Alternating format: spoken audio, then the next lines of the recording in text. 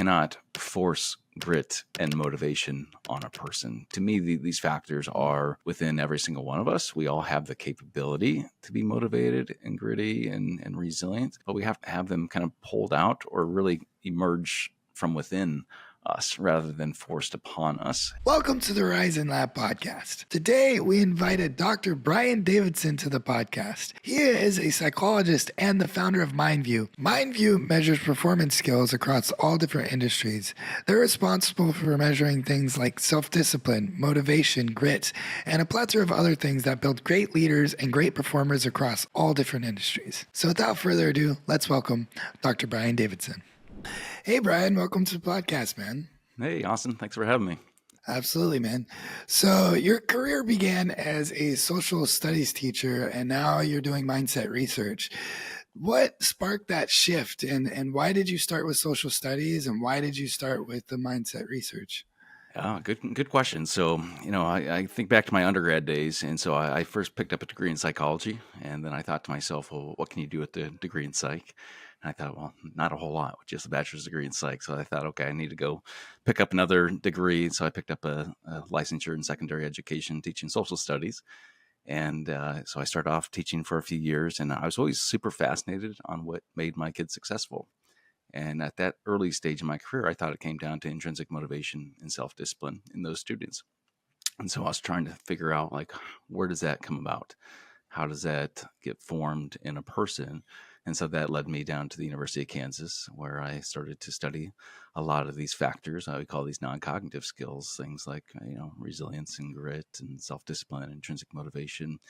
And I started to wonder, as I was learning about many of these factors, could we teach these things? Could we cultivate and develop a lot of these skills? And so in the early stages for me, I started to build out content curriculum to help foster these skills in students. And that's really where it all originated, was beginning this with students. And then we started to develop up this assessment to measure all these factors. And at that stage, we were trying to predict academic performance in students in school. And we were finding a lot of these variables like this grit and resilience and growth mindset, so forth, that when we combine these factors together, it was predicting academic performance really well in those students. And so we started to think, aha, like we're picking up on something pretty unique here, that, we are capturing something beyond the cognitive ability that we always focus on in school that could help predict whether or not a student's likely going to be successful. So we thought at that early stage that we were really picking up on a set of traits that shows like whether or not the person has these factors to them or not. And that then led us down to this path of thinking that we'd use all this, assessment and measurement of these skills to help select people for jobs and positions and athletic recruiting and using it in sports and whatnot. And as we started to assess more and more individuals, often we had come across these incredibly high performing people who you'd look at them and be like, they're the epitome of all this stuff. They're incredibly motivated, very disciplined, highly resilient, adaptable, all these different elements. I'm talking about like professional athletes and generals in the military, CEOs of companies, university presidents, and so forth. People that you think, that they clearly have these things, right? And in some cases, some of these leaders would score low and in some of these factors. And at first we were like, well, what on earth? And like, this person is the epitome of all this stuff. So what gives? And then we started to talk with some of these people, and we'd come to find out that they were accomplishing all these amazing things, but in that process, they were pretty miserable, that they were kind of burned out in their work. They lost their passion for what they're doing. They, were going through some difficulty, life experience, health scare, divorce situation. And so what we came to understand when we were measuring all these skills, we were really capturing more so, not so much does Austin have motivation, grit, and resilience, and you're always going to be like this, but we were really capturing whether Austin is feeling motivated and feeling gritty and feeling resilient at this point in time. So it was a huge wake-up call and like a, very eye-opening moment for me in studying these skills is when you're measuring these skills as we were through a self-report assessment, we were capturing something a little bit different than what we initially anticipated. And so that then brought the focus back on to using all of this assessment work to help develop these skills in people, to use it more for developmental purposes. And that then leads us to today of largely what we're doing across different organizations, institutions across the country here in the US and in the world as well. So that's kind of the story in a nutshell. So you mentioned that, all these different character traits, grit, motivation, things like that, that they're a temporary feeling, right? And you said you can foster these feelings. So like, what would be like a good idea? Like if I wanted to grow my motivation or I wanted to grow my grit, as you say, like what would be a technique in order to do that? Well, I think a big message that I always want to get out is you cannot force grit and motivation on a person. To me, these factors are within every single one of us. We all have the capability to be motivated and gritty and resilient, but we have to have them kind of pulled out or really emerge from within us rather than forced upon us. And so Yeah. nobody can just say, "Oh, Austin, be more gritty." You need to be more Yeah. gritty and think that's going to be successful. No, for like grit, what we've got to do is help you understand yourself. Like, what are you really passionate about? What do you love to do? What do you feel like you're good at doing? What do you feel like is important out there? And then secondly, like, what do you feel like you can stick with for an extended period of time and get you to really find something and cultivate something that brings inherent meaning and value to your life? That's what you're going to be gritty towards. Okay. Hmm. And if I just said, "Oh, Austin, you need to be gritty towards, you know, doing your taxes," well, geez, you might not enjoy doing your taxes, and it's hard to have Yeah. grit for that, and you don't want to sit there and do that for your entire life, right? But something that you find really meaningful and that you're passionate about, that's what we want to do with help developing a sense of grit in people. Interesting. Well, then what do you think about, like, for example, I mean, cliche, but David Goggins, like, he puts himself through tremendous suffering to the Hmm. extreme. Definitely not a good example for a lot of people to try to do, right? But, and he's been very transparent that he doesn't enjoy that process at Yep. all, Yep. right? So I would say he does have a lot of grit. So in that instance, like, what do you think is happening there? Yeah, for him, and I don't know him personally at all. Never talked with him. I've read his book, and so I've had some Very information interesting there. book. Yeah, absolutely. And Yeah. I think what he is an exemplifier of self discipline, and self discipline is more about Hmm. when you don't love doing a task, can you still find a way to get it done? And Okay. find like that internal fortitude to like roll Yeah. up your sleeves and know that, hey, this is not going to be fun, this is not going to be enjoyable, but this is necessary, this is needed. And so for him, it's coming from somewhere, right? Deep internally to say, this makes sense to do, that I'm going to continue to push and do this. And it probably goes back to his roots, his background, his experience from when he was younger. And so, a lot of that plays a big role, but clearly you need to talk to the individual Yeah. themselves because everybody has their own story, everybody has their own experience that influences why they act and behave as they do. Interesting. Interesting. So can you define grit for me then? Like what is grit in your words?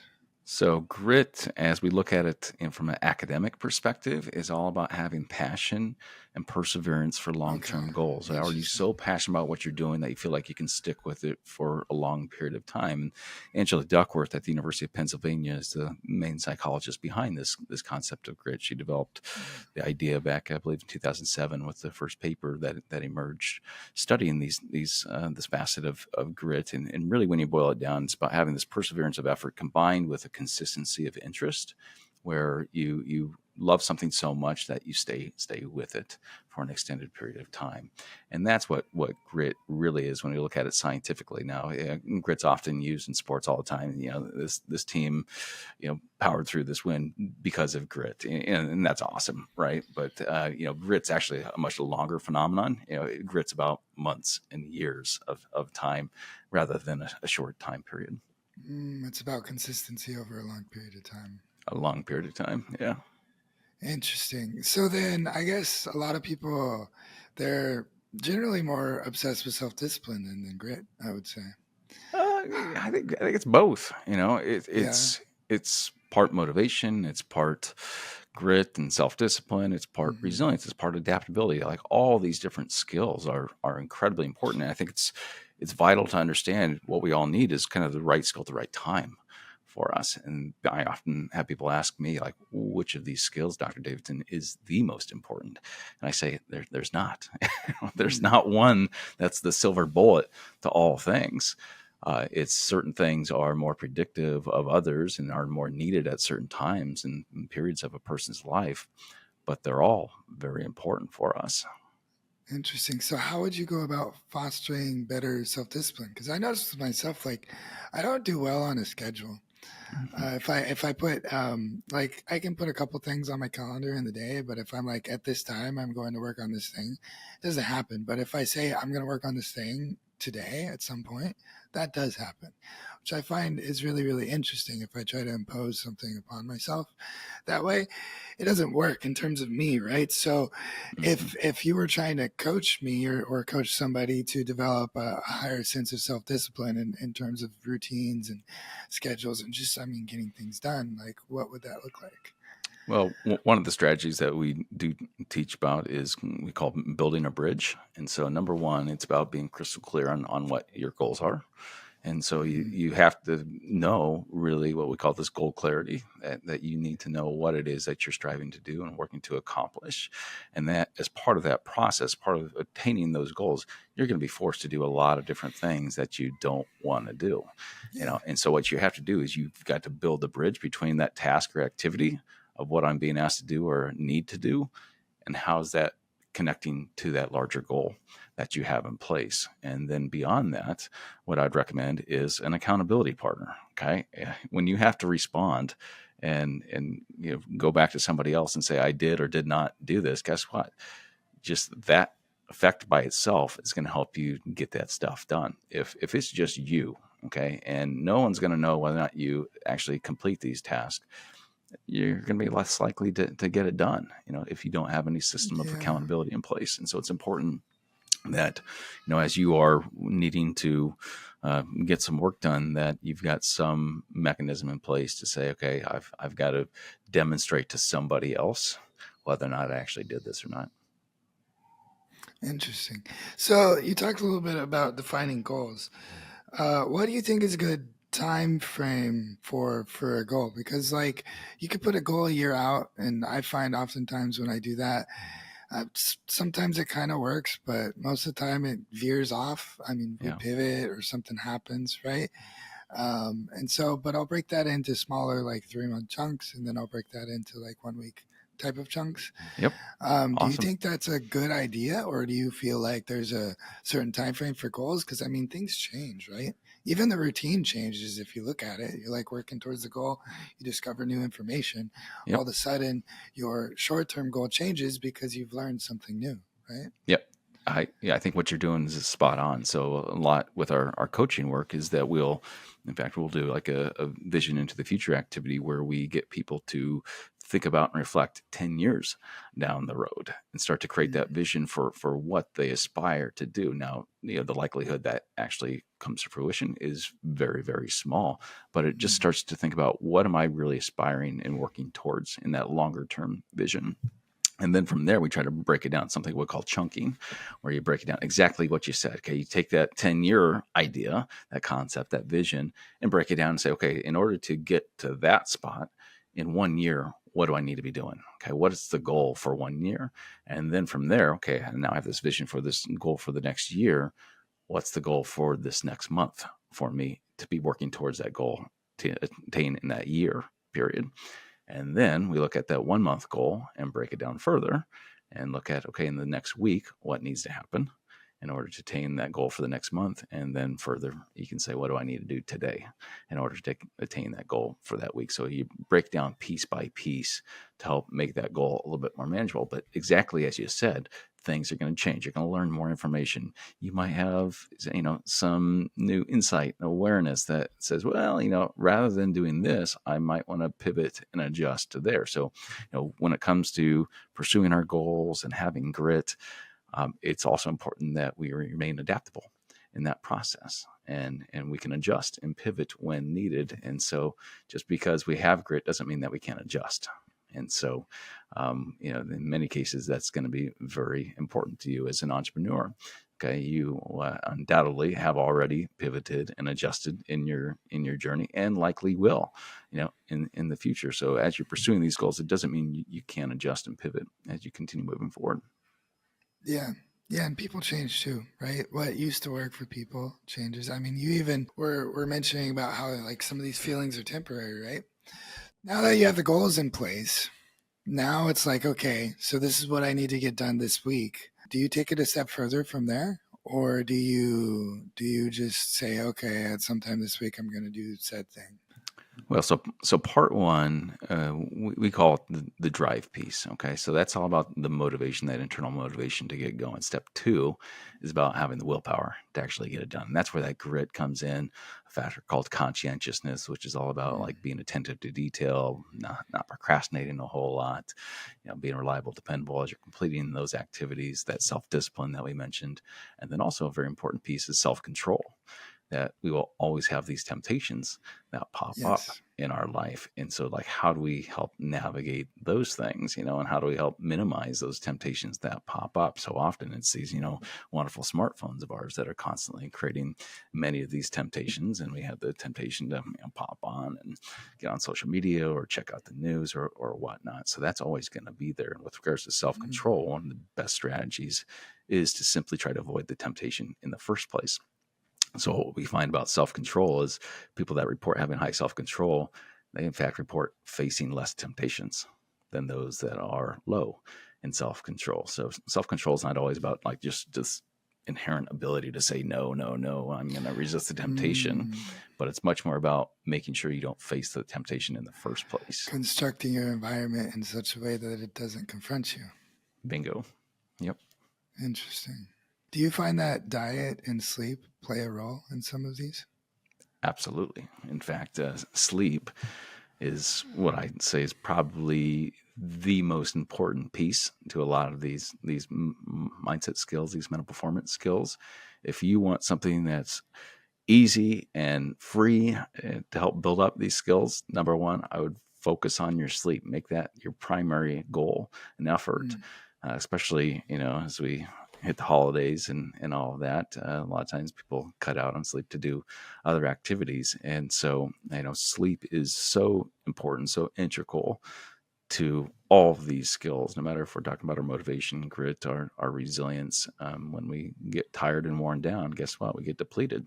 And so sleep is one of the primary mechanisms to help build up these skills. And it's just the long-term effects of getting good sleep versus not getting good sleep are pretty clear today with the research that's being done, that, if you're constantly sleep deprived and that is a habit that you continually evolve year after year, in time it's going to take a toll on your body. And you mentioned the exercise piece, and that's also very important, something that we all need to be striving to do. That's where that self-discipline comes in many cases, to get ourselves to be able to either get to the gym or go take a walk or whatever it could be.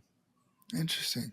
And in your studies, have you found that willpower is almost like a mana bar in a video game, whereas it depletes throughout the day and you have to do things to kind of regenerate it?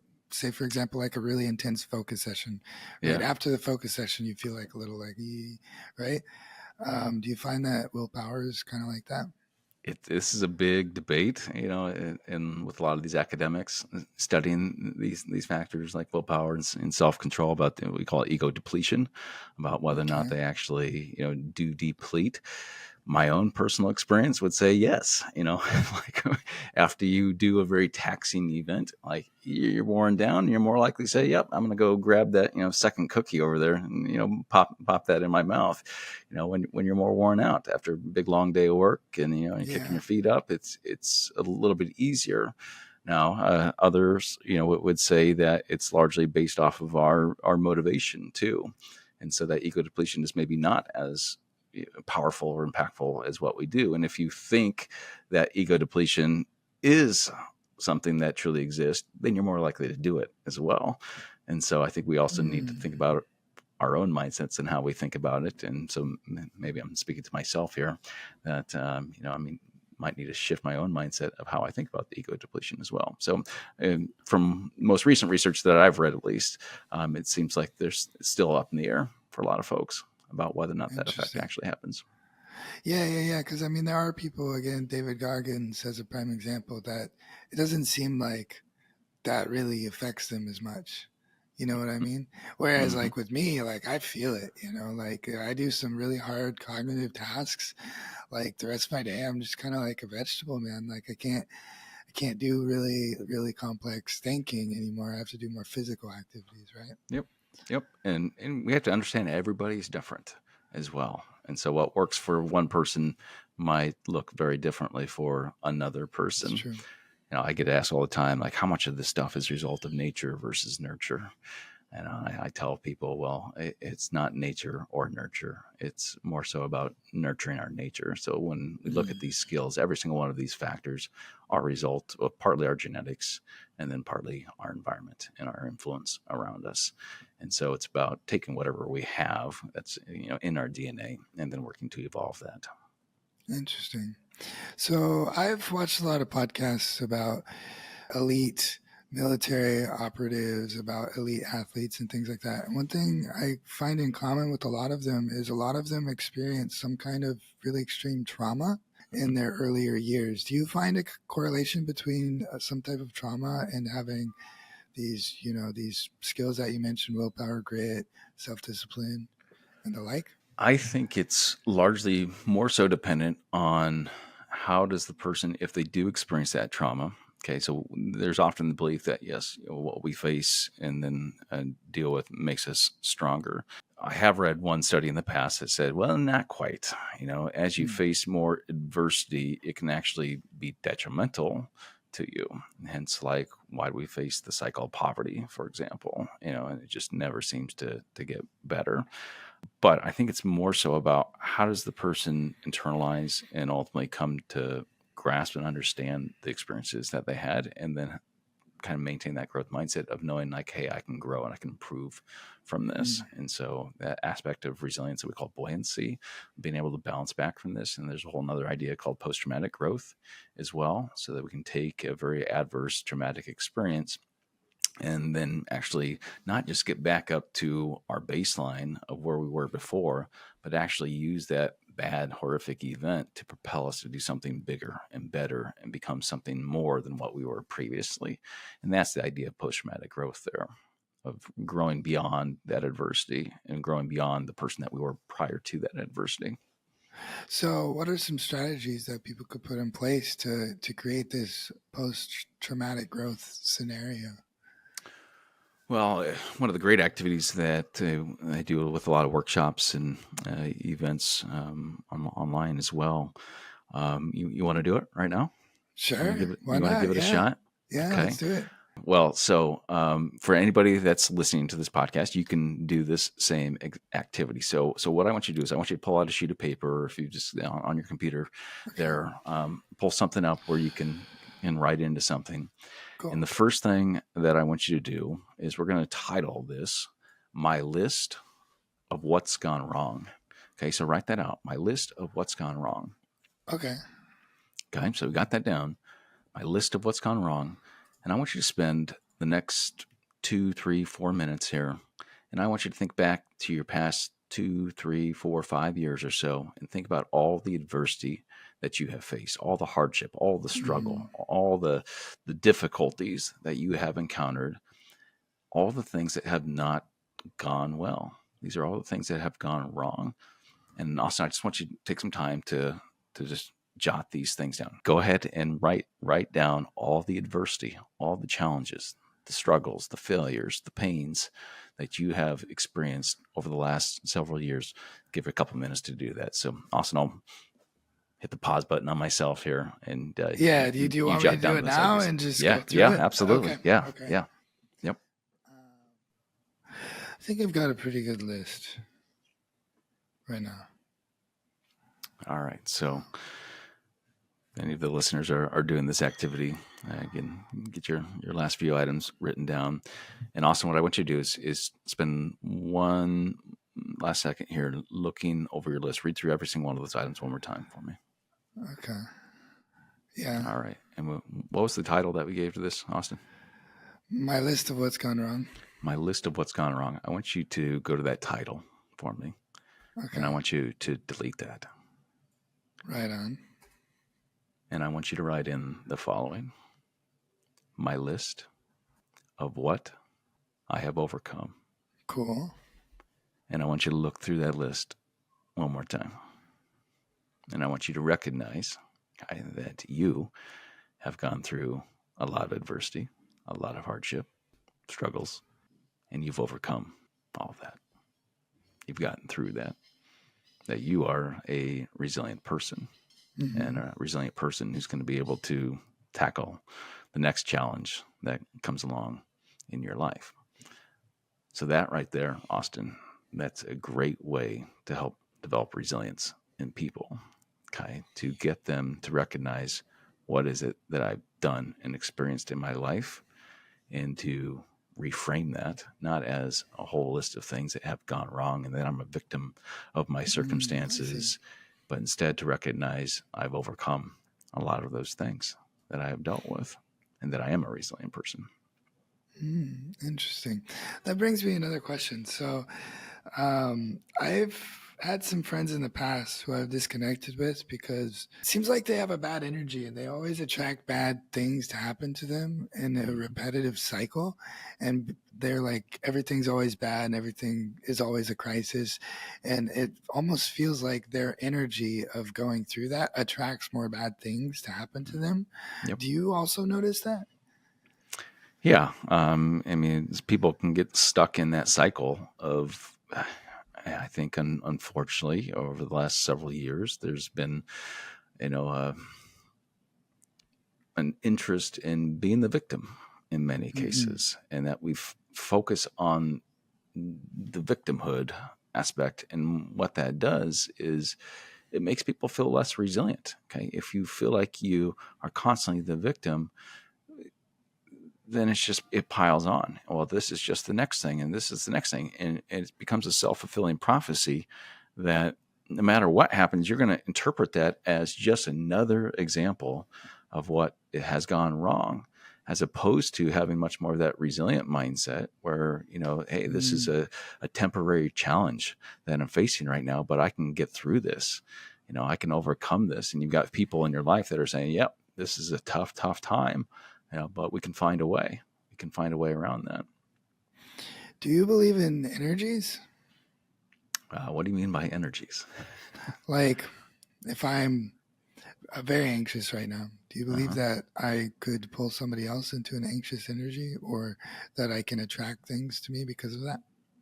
Yes. And so, in fact, one of our great coaches and speakers, Dr. Margaret Smith, just gave a presentation to a group of higher education folks, and she talked about the vagus nerve and how this vagus nerve is so responsive to our social environment. And so when somebody is feeling very stressed out and their voice is really ramping up and they're getting all excited, and it's just so tense, people feed off of that. And so that energy, yes, gets consumed. And guess what happens to that person's blood pressure and their heart rate and their breathing patterns? It all elevates, right? It starts to ramp up. And so there is a social phenomenon with all of this. And so, yes, whether or not you call it energy there or, just the social aspects of these neuroscience of some of these skills, I think it's real. There's something there. Right on, man. Well, we're getting a little short on time. So tell me a little bit about MindVue and what it is you guys do over there. Yeah, so MindVue is a mental performance company that we specialize in measuring and developing motivation, grit, and resilience, and a lot of leaders. But we work in a lot of different sectors, helping students develop these skills, athletes as well. And the goal is to first measure and get a gauge of where somebody's mindset's at by using our psychometric assessment, and then taking steps to build these skills, largely through coaching, training, as well as online modules that we've created over time. So the big goal is to develop these skills, and we know when we can foster these skills, good things tend to happen. We know that we become better leaders. We tend to, perform better. We make more money throughout our lives, and in the economics literature out there, and we become mentally and physically healthier as well. And so there's a lot of good reasons across the lifespan, to work to develop these skills. And so our mission as an organization is to do just that. And we feel like if we can help foster these skills, then we're going to make a small impact out there in the world, which is what we're striving to do. That's beautiful. And how could people reach out to you guys? So you can find us on MindVue, MindVue.com. MindVue.com is a good place. I'm not huge on social media, so I don't have a lot of Instagram and all of that. I do have a LinkedIn, and so people can find me on my LinkedIn. And then beyond that, you can just reach out through the website would be great. Wonderful. And we'll post all those links down below for anybody who's listening. Okay. Well, thank you, Brian. I really appreciate the time. I appreciate it, Austin. Thank you.